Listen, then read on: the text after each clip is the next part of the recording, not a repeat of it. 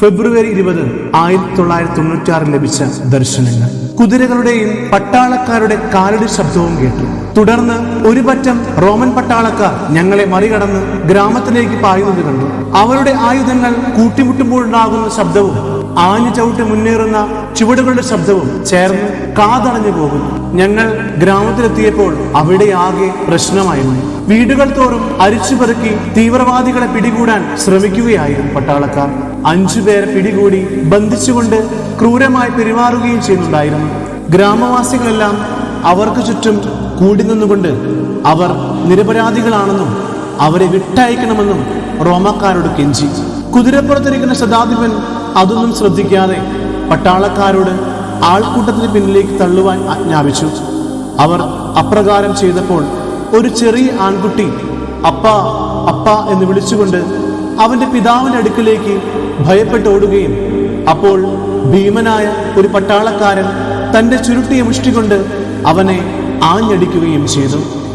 വെറും 4 വയസ്സ് മാത്രം പ്രായമുള്ള ആ കുഞ്ഞ് നിലത്ത് കുഴഞ്ഞു വീണ് കൈകാലിട്ടടിക്കുവാൻ തുടങ്ങി. പെട്ടെന്ന് ആളുകൾ നിശബ്ദരായി. ശതാധിപൻ പട്ടാളക്കാരന് നേരെ ചീറി. വിഡ്ഢി, അതൊരു കുട്ടിയാണെന്ന് അറിഞ്ഞുകൂടെ? കുതിരപ്പുറത്ത് നിന്ന് ചാടിയിറങ്ങി ശതാധിപൻ അടുത്തെത്തിയപ്പോഴേക്കും അവന്റെ ചലനം നിലച്ചിരുന്നു. അവൻ മരിച്ചു കഴിഞ്ഞിരുന്നു.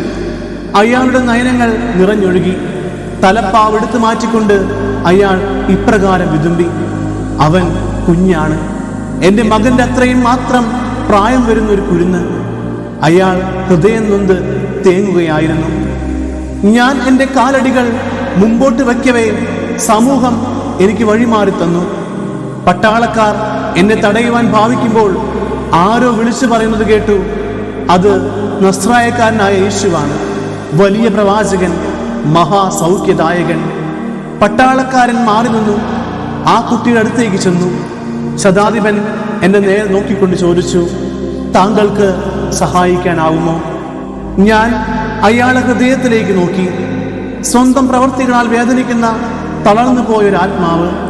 അവിടെ മരണവും നാശവും നിറഞ്ഞിരിക്കുന്നുവെങ്കിലും ഇവയൊക്കെയുടെയും പിന്നിൽ ഒളിഞ്ഞിരിക്കുന്ന അനുകമ്പയും സ്നേഹവും പ്രതീക്ഷയും എനിക്ക് കാണുവാനായി. തീർച്ചയായും എന്ന് പറഞ്ഞുകൊണ്ട് ഞാൻ കുനിഞ്ഞ് ആ കുട്ടിയെ എടുത്തുയർത്തി. അവൻ മരിച്ചു കഴിഞ്ഞു. അവനെ ഇടിച്ചു വീഴ്ത്തിയ പട്ടാളക്കാരൻ പറഞ്ഞു, ഇനി നിങ്ങൾക്കൊന്നും ചെയ്യാനാവില്ല. ഞാൻ അവനെ നോക്കി മൃദുവായി പുഞ്ചിരിച്ചുകൊണ്ട് പറഞ്ഞു, എന്നെ അയച്ച എൻ്റെ പിതാവ് ജീവൻ നൽകുന്നവനും എടുക്കുന്നവനുമാണ്. അതവൻ്റെ കൽപ്പനയാണ്. ഇവൻ ജീവിക്കണമെന്നാണ് എൻ്റെ പിതാവിന് ഇഷ്ടമെങ്കിൽ ഇവൻ ജീവിക്കുക തന്നെ ചെയ്യും. അങ്ങനെയെങ്കിൽ നിങ്ങളുടെ പിതാവ് ഒരു മാന്ത്രികനായിരിക്കും. പട്ടാളക്കാരൻ പ്രതിവദിച്ചു, അല്ല, എൻ്റെ പിതാവ് സൃഷ്ടിയുടെ കർത്താവാണ്, സകലത്തെയും സൃഷ്ടിച്ചവൻ. ഈ കുഞ്ഞ് ജീവിക്കുമെന്നത് അവിടുത്തെ ഇഷ്ടമാണ്. ഞാൻ ഇപ്രകാരം പറയുമ്പോൾ കുട്ടി അമ്മ എന്ന് നിലവിളിച്ചുകൊണ്ട് എഴുന്നേറ്റു. പട്ടാളക്കാരൻ പകച്ചു നിൽക്കുമ്പോൾ കുഞ്ഞിന്റെ അമ്മ ഓടിവന്ന് അവനെ വാരിപ്പുണർന്നുകൊണ്ട് നിറഞ്ഞ സന്തോഷത്തോടെ, നിറഞ്ഞ നന്ദിയോടെ ദൈവത്തിന്റെ കാരുണ്യത്തെ പ്രതി അവിടുത്തെ മഹത്വപ്പെടുത്തി. ജനം മുഴുവനും ഒരുമയോടെ ദൈവത്തെ സ്തുതിക്കുവാൻ തുടങ്ങിയപ്പോൾ പട്ടാളക്കാർ എന്നെ തുറിച്ചു നോക്കുകയായിരുന്നു. ആരാണ് നിങ്ങൾ?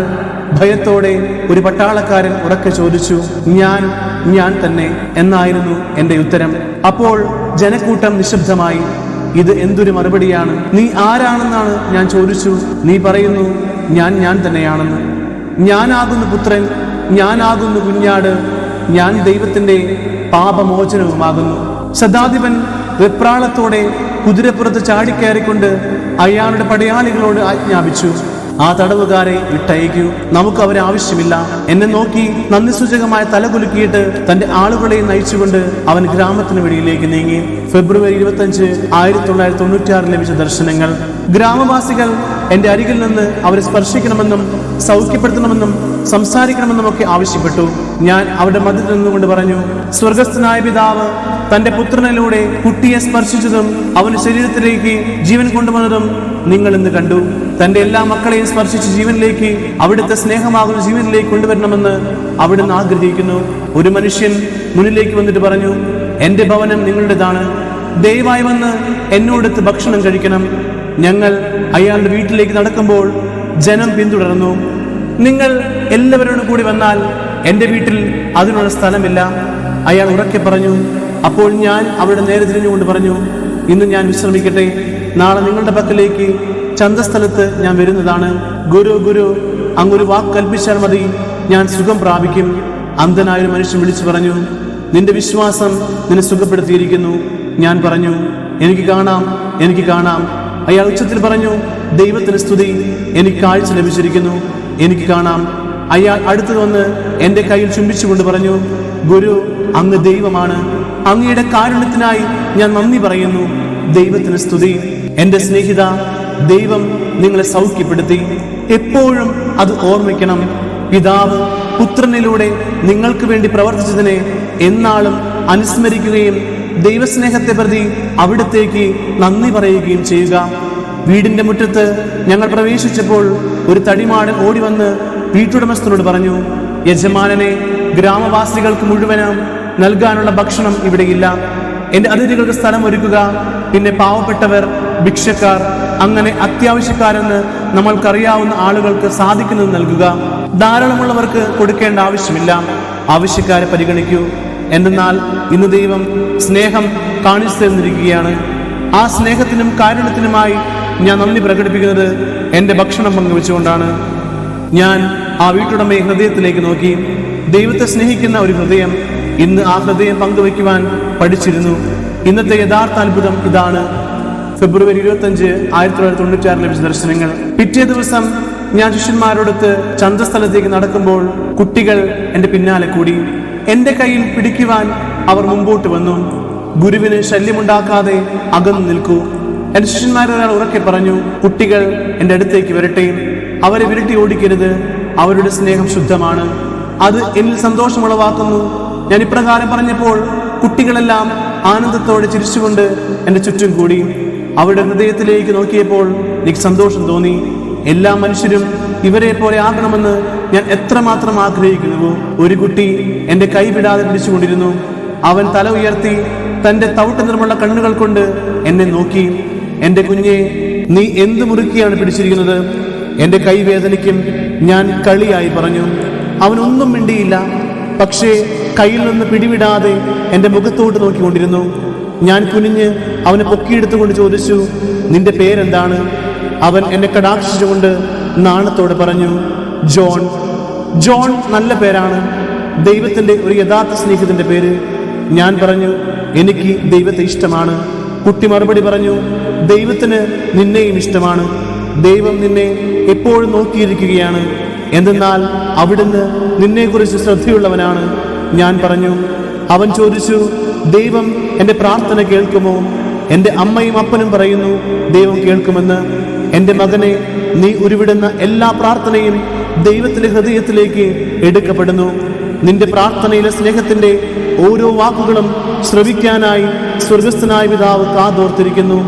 ഞാൻ അവനെ നോക്കി പുഞ്ചിരിച്ചുകൊണ്ട് മറുപടി പറഞ്ഞു, താങ്കൾ ഒരു നല്ല മനുഷ്യനാണ്. എനിക്ക് താങ്കളെ ഇഷ്ടമാണ്. ഞങ്ങളെ വിട്ടുപോകാതെ ഈ ഗ്രാമത്തിൽ താമസിക്കൂ. കുട്ടി നിഷ്കളങ്കമായി കെഞ്ചി. മറ്റുള്ളവർക്കും എന്നെ ആവശ്യമുള്ളത് കൊണ്ട് ഞാൻ ഉടനെ പോകേണ്ടിയിരിക്കുന്നു. പക്ഷേ ഞാൻ എപ്പോഴും നിന്റെ കൂടെ ഉണ്ടെന്നറിയണം.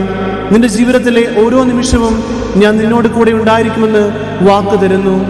ഞാൻ സ്നേഹത്തിൽ നിന്നോടൊപ്പം ഉണ്ടായിരിക്കുകയും സ്വർഗത്തിൽ എൻ്റെ പിതാവിനോടൊപ്പം നീ എന്നെ കാണുന്നതുവരെ എൻ്റെ മാലാഖമാർ നിനക്ക് കാവലായിരിക്കുകയും ചെയ്യും. ഞാൻ അവൻ്റെ നയനങ്ങളിലേക്ക് നോക്കി. അവ നിറഞ്ഞിരിക്കുന്നു. അവൻ കരയാറായി. അവൻ്റെ കവളിൽ ചുംബിച്ചുകൊണ്ട് ഞാൻ പറഞ്ഞു, നീ ശക്തനായിരിക്കണം. എന്തെന്നാൽ മറ്റുള്ളവരെ നീ എൻ്റെ പക്കലേക്ക് ആനയിക്കും. നീ എന്നും എൻ്റെ സ്നേഹിതനായിരിക്കും. എൻ്റെ സ്നേഹിതനെന്ന നിലയിൽ ഉറപ്പുള്ള ഹൃദയവും ഉറച്ച വിശ്വാസവും വഴി നീ എന്തുമാത്രം എന്നെ സ്നേഹിക്കുന്നു എന്ന് തെളിയിക്കുകയും ചെയ്യണം. ഞാൻ ചെയ്യും. അവൻ വിതുമ്പി. ഞാൻ ചെയ്യും. എന്തെന്നാൽ അങ്ങ് എൻ്റെ കൂട്ടുകാരനാണ്. ജോൺ മാർക്കോസ്. നീ എവിടെയാണ് എന്ന് അവൻ്റെ അമ്മ വിളിക്കുന്നത് കേട്ടു. അപ്പോൾ അവൻ കണ്ണുനീർ കൈകൊണ്ട് തുടച്ചു കളഞ്ഞു.